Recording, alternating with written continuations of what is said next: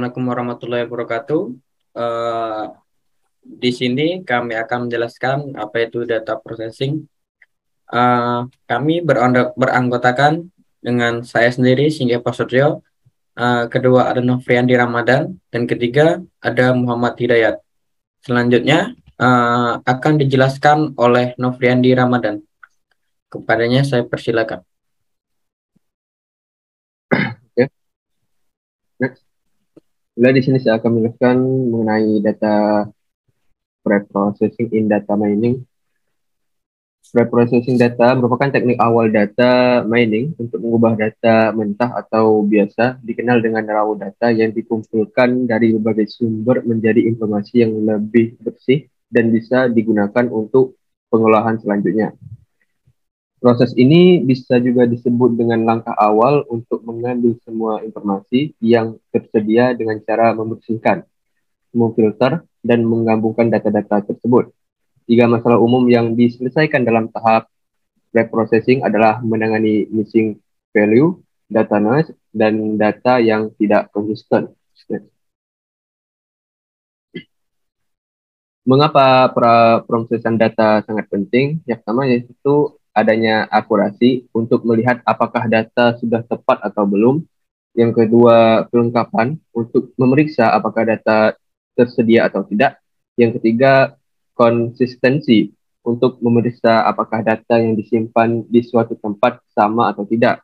Dan yang keempat, ketepatan waktu, apakah data harus diperbarui dengan benar. Yang kelima, keaslian, data harus bisa dipercaya. Dan yang keenam, yaitu bisa ditafsirkan atau dijelaskan dengan benar. Next. Terdapat 4 tahap kerja pemrosesan data yang perlu diketahui. Yang pertama yaitu adanya data integration. Yang kedua yaitu adanya data processing, dan yang ketiga adanya data transformation, dan yang keempat yaitu adanya data reduction or dimension reduction.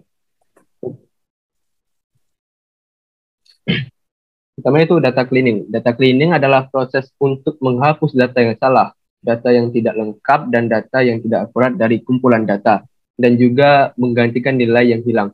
Ada beberapa teknik dalam data cleaning. Next. Menangani nilai yang hilang. Yang pertama itu nilai standar seperti not available atau NA dapat digunakan untuk mengganti nilai yang hilang. Kedua, nilai yang hilang juga dapat diisi secara manual, tetapi tidak disarankan jika kumpulan data itu benar. Yang ketiga, nilai rata-rata atribut dapat digunakan untuk menggantikan nilai yang hilang ketika di data terdistribusi secara normal, di mana dalam kasus distribusi non-normal, nilai median atribut dapat digunakan. Yang keempat, saat menggunakan algoritma, regresi atau pohon keputusan, nilai yang hilang dapat diganti dengan yang paling mungkin nilainya. Selanjutnya akan dijelaskan oleh teman saya yaitu Muhammad Hidayat.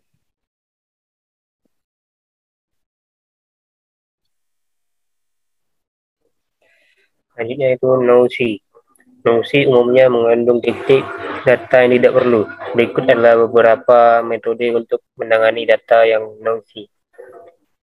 Yang pertama, binding adalah cara untuk mengumpulkan suatu data ke dalam jumlah yang lebih kecil pada bins. Metode ini bekerja pada data yang diurutkan untuk memuluskannya. Seluruh data dibagi menjadi segmen dengan ukuran yang sama dan kemudian berbagai metode dilakukan untuk menyelesaikan tugas. Setiap segmen ditangani secara terpisah. Seorang dapat mengganti semua data dalam suatu segmen dengan mean atau nilai batasnya. Dapat digunakan untuk menyelesaikan tugas. Yang kedua, regresi. Di sini data dapat diperhalus dan menyesuaikan dengan fungsi regresi. Regresi yang digunakan bisa linear atau memiliki variabel bebas, atau berganda atau memiliki banyak variabel bebas. Yang ketiga, clustering. Pendekatan ini mengelompokkan data serupa dalam sebuah cluster. Rincian mungkin tidak terdeteksi atau akan jatuh ke luar cluster. Next. Selanjutnya 2, data integration. Integrasi data adalah proses menggabungkan beberapa sumber menjadi satu kumpulan data. Proses integrasi data merupakan salah satu komponen utama dalam pengelompokan data. Ada beberapa masalah yang harus dipertimbangkan selama integrasi data. Next. Selanjutnya, integrasi skema dapat mengintegrasikan metadata atau satu set data yang menjelaskan data lain dari sumber yang berbeda. Yang kedua, masalah identifikasi entitas. Mengidentifikasi entitas dari beberapa database, biasanya sistem atau penggunaan harus mengetahui ID siswa dari satu database dan nama siswa dari database lain milik entitas yang sama. Juga mendeteksi dan menyelesaikan konsep nilai data. Data yang diambil dari database yang berbeda saat menggabungkan mungkin berbeda. Seperti nilai atribut dari satu database mungkin berbeda dari atribut database lain. Misalnya, format tanggal mungkin berbeda seperti MM, DD, YYY atau DD, MM, YYY. Data reduction. Proses ini membantu dalam pengurangan volume data yang membuat analisis lebih mudah, namun menghasilkan hasil yang sama atau pH sama. Pengurangan ini juga membantu mengurangi ruang penyimpanan. Ada beberapa teknik dalam reduksi data, yaitu reduksi dimensi, reduksi numerositas, kompresi data. Next.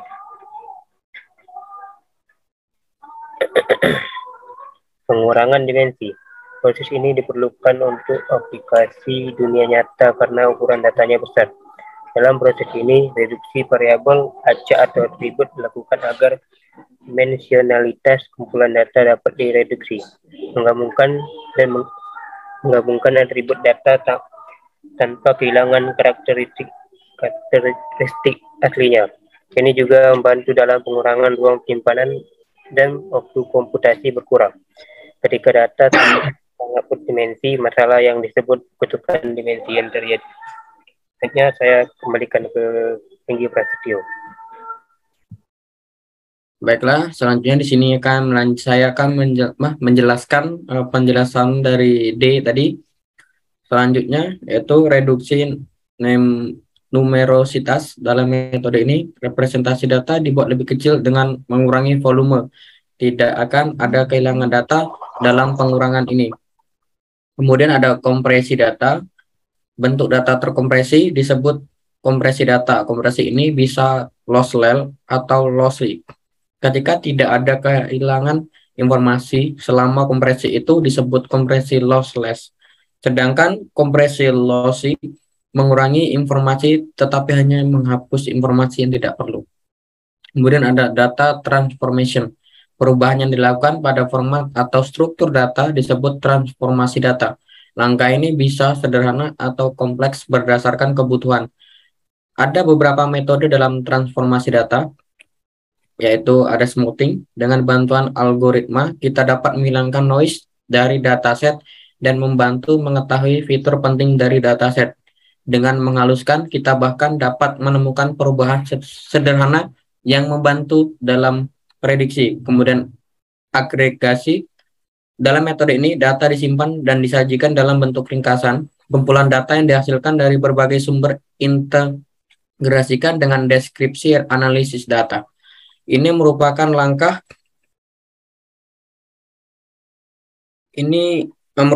penting karena keakuratan data tergantung pada kuantitas dan kualitas data. Ketika kualitas dan kuantitas data yang baik, hasilnya lebih relevan.